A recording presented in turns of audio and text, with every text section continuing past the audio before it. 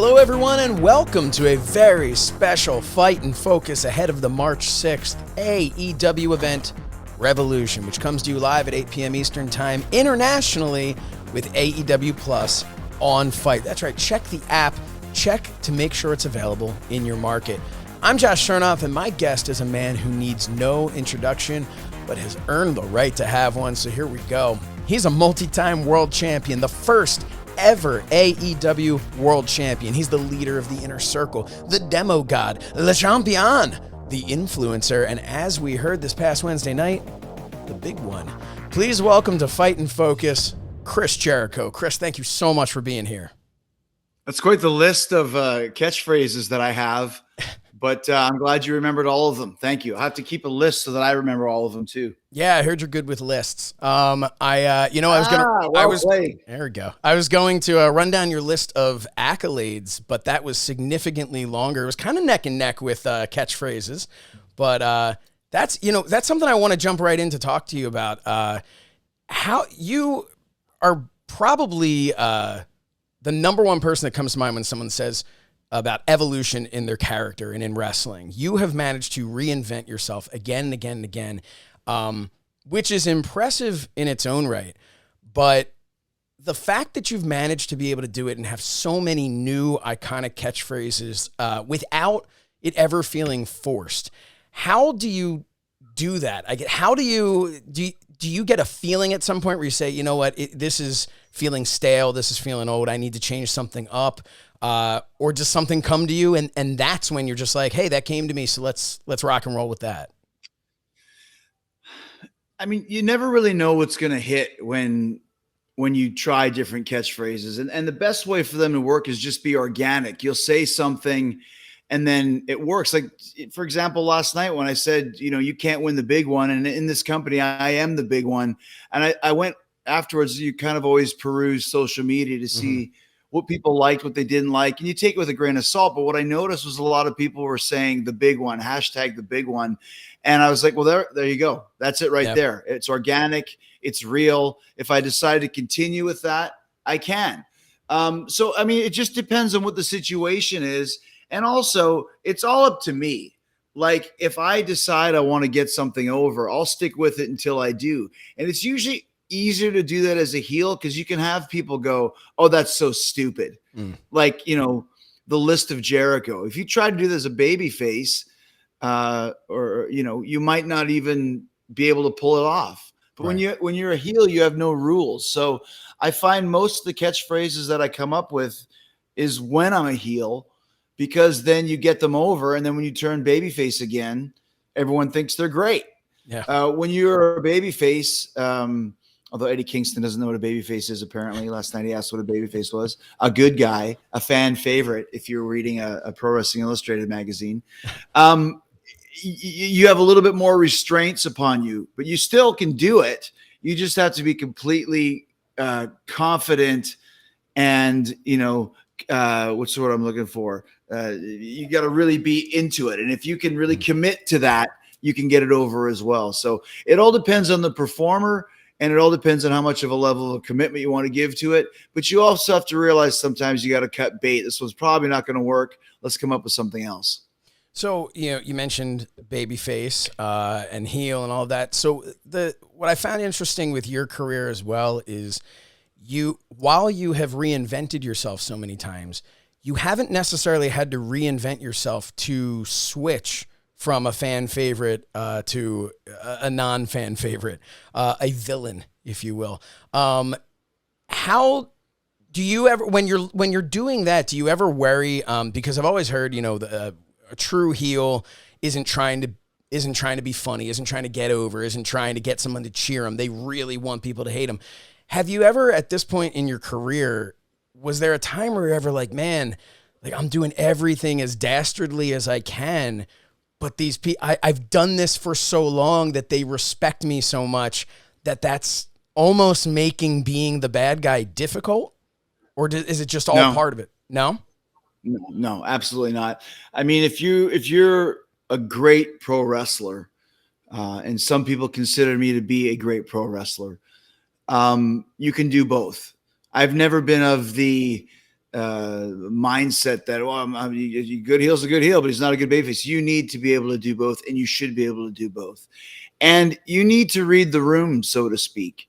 And anytime you see me turn from babyface to heel or heel to babyface, it's because I'm starting to pick up what the audience is thinking, even before they even know it.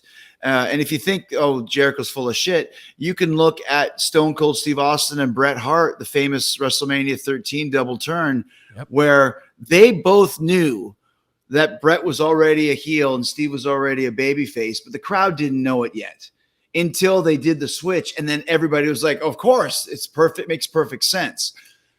I've done that my whole career. I always know when it's time to turn either way. And when you do turn, you always have to have some subtle differences or some obvious differences to let people know that there's been a change. If you're, a good guy one week and a bad guy the next, but you're wearing the same tights and have the same demeanor and the same music and the same catchphrases and everything's the same, well, what's the difference? The side of the locker room that you come out of? That doesn't really make a difference. So there has to be some sort of either major shift or subtle undertones, depending how talented of a performer you are, kind of judges how subtle you can make things. I can turn people at the drop of a dime. I mean, you saw MJF do that last night. He's very good at it as well. You didn't think, oh, how's MJF going to turn the crowd? Well, he did a great job of it. I can do the same, and I have before. Last night's promo with Eddie Kingston, with 2 or 3 more sentences far left or far right, I could have turned the whole crowd heel on me. That's a good thing. That's what wrestling's all about, is the story and the characters, not the matches and the moves. It's really interesting. One thing I wanted to ask you probably falls to the very bottom of the importance list as far as my questions. But one of the looks that you had that you've changed up, obviously now you're back to, you've got the long hair. Your hair in 2008 to 2015-ish, I remember personally being a fan and going, that's something I'd like to do, make my hair stand up real well. Didn't happen. Couldn't get it to do it. Is there a secret? What type of, you had to have been using some sort of product. How did you do that managed to just stay up? So what I actually was doing was I actually brought back the old hair straightener that I used to have in the 80s. And you'd wash your hair and then it would dry kind of flat. And then you'd take a towel and rub it. And then it would stick up kind of like a rooster. And then you'd take the straightener and straighten a bit of it. Then maybe put a little bit of, it's not mousse, like hair sculpting cream or whatever, sculpting cream, put a little bit down the tips and then just hairspray it. And that would basically be it. And you either, once you had the hair straightener, you would know, okay, this is going to be a good hair day or this is going to be a bad hair day.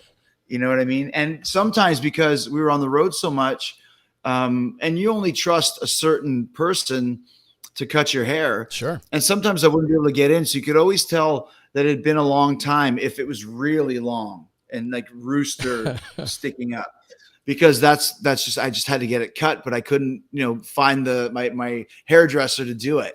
Wow. But, yeah, it was quite the task for sure. You have to spend a little bit of time on that in the morning. Yeah. And it's funny because, when we're talking about the different versions of Chris Jericho, that was distinct, but man, you go back to 99 and your hair with the, have it, the Gene Simmons, kind of on top of the head there. So you always have kind of been able to take everything from your attire to literally your facial hair, the hair on top of your head, and figured out a way to make that a specific era of Chris Jericho. And I think that's really interesting. Well, I mean, I've said it before. It all stems from David Bowie, basically, in that I'm a huge Bowie fan, but not so much like the deep cuts, but just the concept of Bowie, and that he always looked different every album. And he always had a different character: Aladdin Sane, Ziggy Stardust, the Thin White Duke, the Tin Machine, the Let's Dance Dave. It was always something. And you could look at him and go, like, if you wanted to dress up as Bowie on Halloween, you would have a dozen different choices that you could pick where people go, oh, that's David Bowie. Yeah. I kind of wanted to do the same for me as Chris Jericho. And it's funny because every Halloween, I always go through Instagram where I'm tagged and I pick out the costumes and post them. And there usually be a good 30 or 40. And a lot of them are different. There'll be some pain makers. There'll be some Gene Simmons early 2000s Jericho. There'll be some suit and tie guy Jericho. There'll be some Le Champion Jericho. I mean, there's a lot of different eras that you can choose from.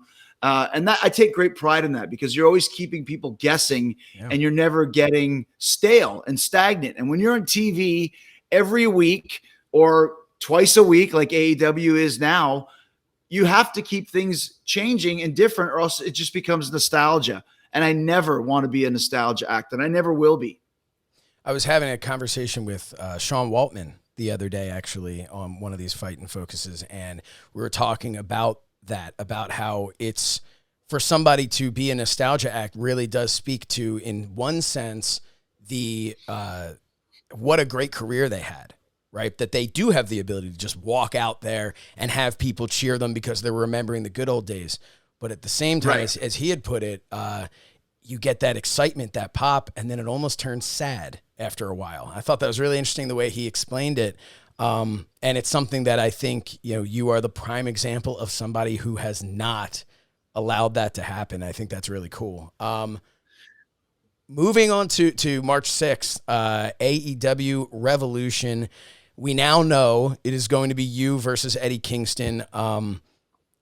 What about this match? You've had so many different matches in your storied career, and so many different style of matches already in your career in AEW.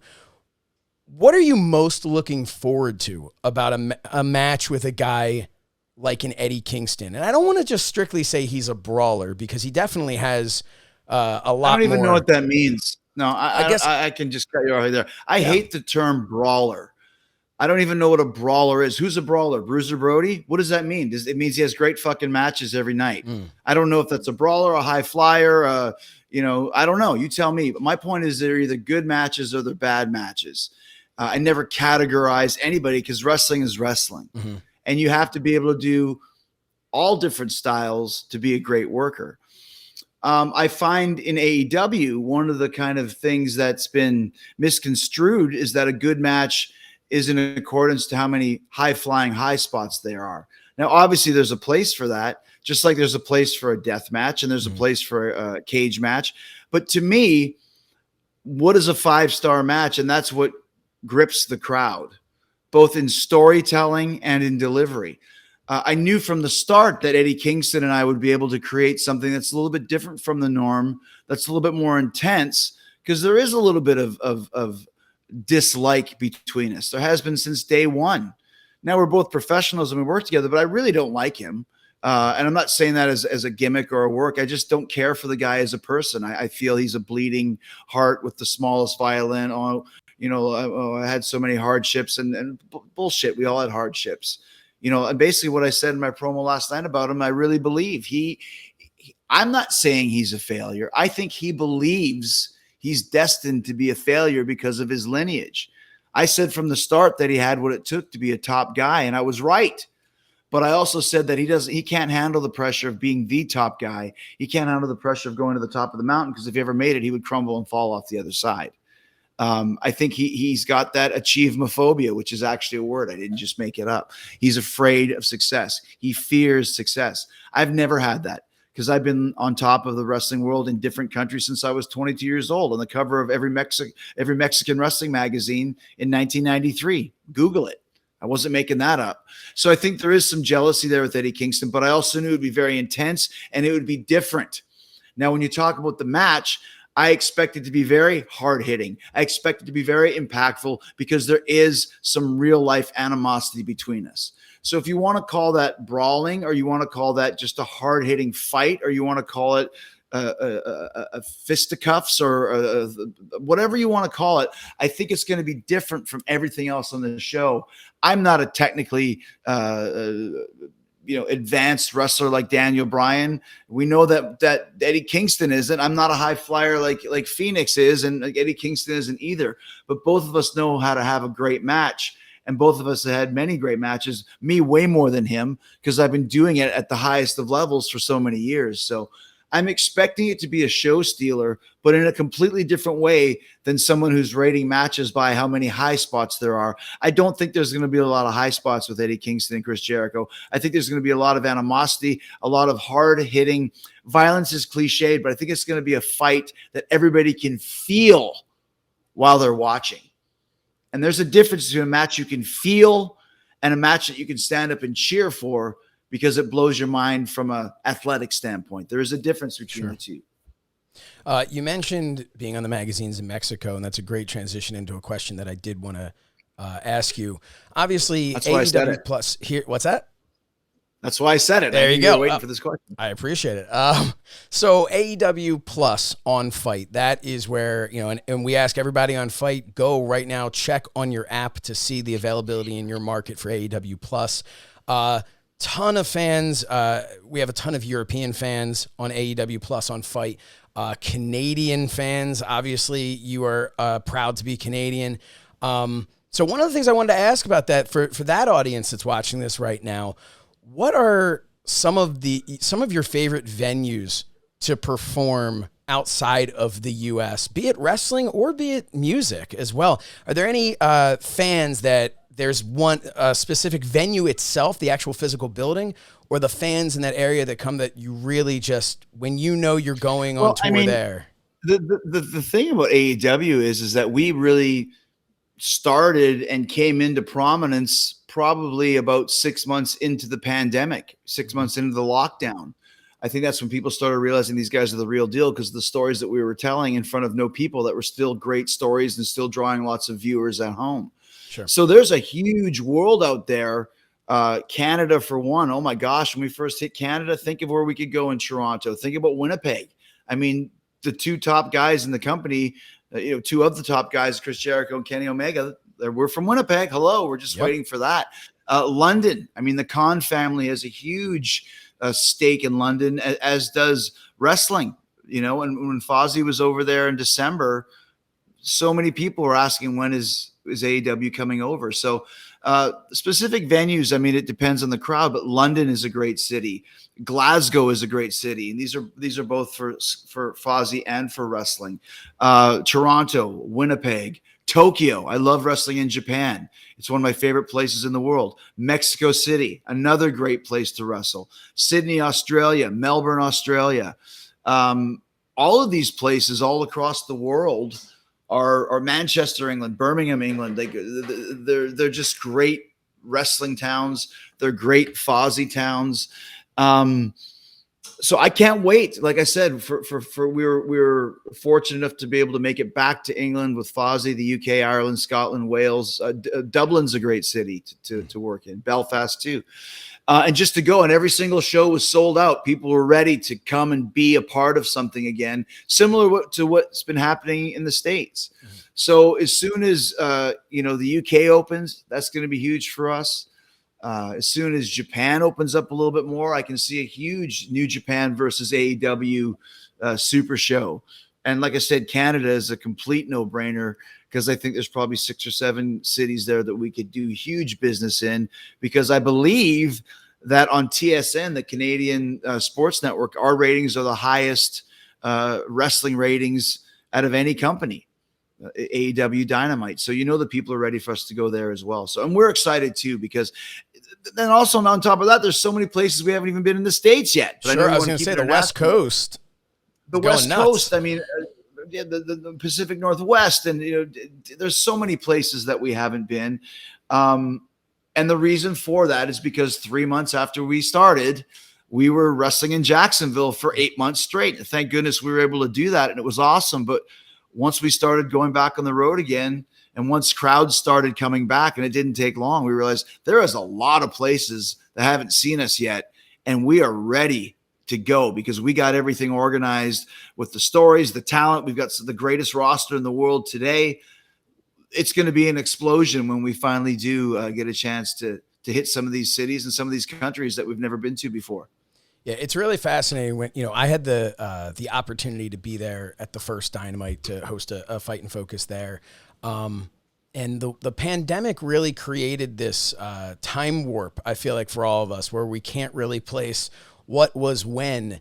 But it is fascinating Right. when you look at the fact that how quickly we went from the debut of Dynamite into the pandemic when you were at Daly's Place, as you mentioned. And you look at how big AEW has become, how worldwide, how international AEW has become. And then you factor in that you really haven't gone anywhere. You really physically have not gone anywhere of all the places where you could go. And that, if nothing else, man, is that an exciting thing to look forward to in the future with AEW? Because, yeah, you haven't even scratched the surface, and look what AEW's done so far. Well, yeah, and like I said, what we did do was something that nobody could have predicted. Nobody knew what a lockdown was, or I remember, when we first heard of it, it was the 2 week flatten the curve, and then it was like, a month, 2 months, 3 months, 4. I'm like, oh my gosh, what the hell's going on? And we had to, hit the ground running. What do? We did I remember that's how I started commentating, was in Atlanta. At QT Marshall's wrestling school. We converted it into an ipso facto television studio and filmed 26 matches in one day. Because after that, at midnight, the whole state was locked down, as was Florida. And we're like, what are we going to do? We got 4 weeks here. Man. Actually, I think Tony's original plan was to have 6. But after 4, then we were allowed to go back to Jacksonville with no crowd. Now, people say when we started that, I feel so bad for the young guys, working in front of no crowd. I was like, screw the young guys. I feel bad for me. I've been working in front of thousands of people a night for the last 25 years. These guys are used to wrestling in front of 50 people. It's okay for them, because then what happened is when you start wrestling, and it's a famous story that I tell when I was wrestling Orange Cassidy, after the match, he's go, did I sell that move too long? And I was like, I don't know. Because with no crowd there, there's nothing to judge it by. Yeah. The crowd dictates what we do. Contrary to popular belief, the idea that wrestling is all scripted is not the case. So much of it involves the fans and how they react. And it was very hard to kind of restructure ourselves. And it was disheartening too.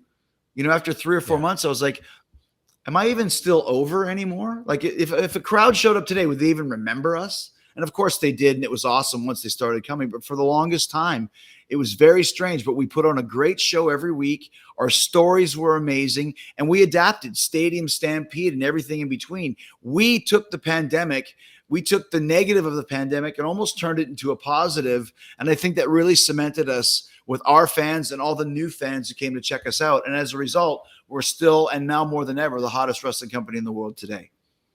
We talked about the roster a couple of times. We alluded to them. Is there anyone on the roster that you would tell fans, keep an eye out for them in the future? This is going to be a star. This is someone that maybe we're not quite, maybe the fans aren't seeing it yet, but somebody that like you are able to see it. My track record is pretty good. Like I said, Eddie Kingston is already a big star, but he's only scratching the surface. I think MJF, when he finally turns babyface for real, is going to be one of the biggest in history.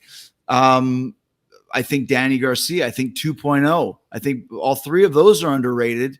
Obviously, Darby is amazing, and Jungle Boy is amazing, but they still haven't even scratched the surface. Sammy Guevara hasn't even scratched the surface. So there's a lot of Dante Martin, Darius Martin when he comes back. There's so many guys. Will Hobbs. I think Will Hobbs and Ricky Starks. These guys are all future main eventers, and I'm rarely wrong when I make these predictions because I can always spot a main event guy. Malachi Black, the moment he came in, I was like, how did they ever let this guy go? He's got it all. And once again, we're just kind of starting back in. Keith Lee. I don't think Keith Lee realizes 10% of how good he is at this point in time because no one's ever helped him and no one's ever told him. He's just gone out there on his own and done his thing, and people cheered and he thought that was over. That's not over. He has so much potential, such a bougie word, but he's got so much inside of him that we haven't seen yet. Let me put it that way. So it's fun for me to see these guys and girls come in and go, oh my gosh, like there is something here that is just going to blow the roof off when these people are. Anna Jade Cargill. How good are Anna and Jade? And I think they both have had like 25 matches each. Right? Yeah. Now imagine how much better they're going to be when they hit 100 matches and hit 100 promos. They don't even know anything about promos just yet. They think they do, but wait until they really figure it out. They're going to be 2 of the greatest possibly ever women's wrestlers.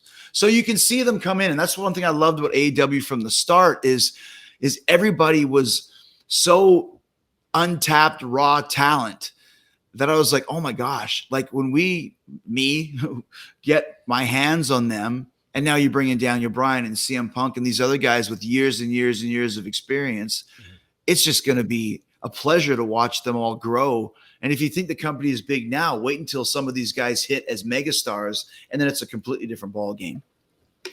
So my last question for you, and again, thank you so much for taking the time to do this. I know you're busy. No problem, man. My pleasure. What do you feel, and this is such like a vague question, but what do you feel you have left to accomplish in AEW and in your career? Because you look at your body of work and you could stop right now and this is Hall of Fame, whatever Hall of Fame it is a Hall of Fame worthy career.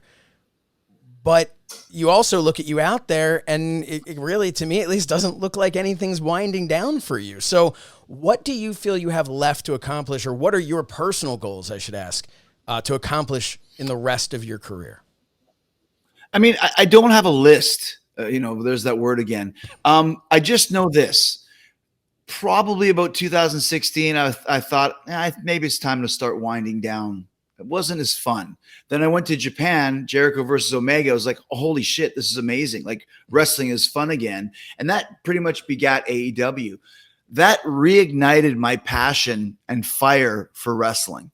And then over the last year and a half, once again, you read the room. What are people saying? What are they thinking? What am I thinking? And I realize you cannot teach experience. And you cannot teach fan manipulation. And nobody does that better than me. And I'll leave it at that. And that inspires me creatively. And it makes me more passionate and makes me realize that I'm not going anywhere because there's no reason to. I'm still one of the best in the business at what I do, which is telling stories and crowd manipulations. I can still have a great match any night of the week. I can still have the best match on the show. Not every night, but some nights. But I can always have the best story and always have the best character and have the best puppet mastering of the audience than anybody in our company and maybe even in the business. And that, to me, tells me that I'm still not even close to being done yet. And when I'm done, there's not going to be a retirement tour. There's not going to be a big pomp and circumstance. I'll be done. I'll go somewhere else and do whatever I'm going to do. But for right now, I mean, I'm in the best shape of my life. Yeah. We've got a really great story going on with Eddie Kingston that's got a lot of layers to come. And to me, that's enough to sit back and enjoy myself. And when I'm enjoying myself, there's no reason to change anything. Well, I think I speak for everybody who's going to be tuning into Revolution. We're going to sit back and enjoy ourselves. The event is AEW Revolution. It comes to you live March 6th at 8 p.m. Eastern time here in the States, but internationally for our AEW Plus fans right here on FITE, check the app for availability in your market. Chris Jericho, thank you so much. This has been an absolute pleasure to be able to talk to you. I'm excited to watch your match with Eddie Kingston. For Chris Jericho, I'm Josh Shernoff. Thank you for joining us here on Fight and Focus, and we will see you March 6th for AEW Revolution on AEW Plus on FITE.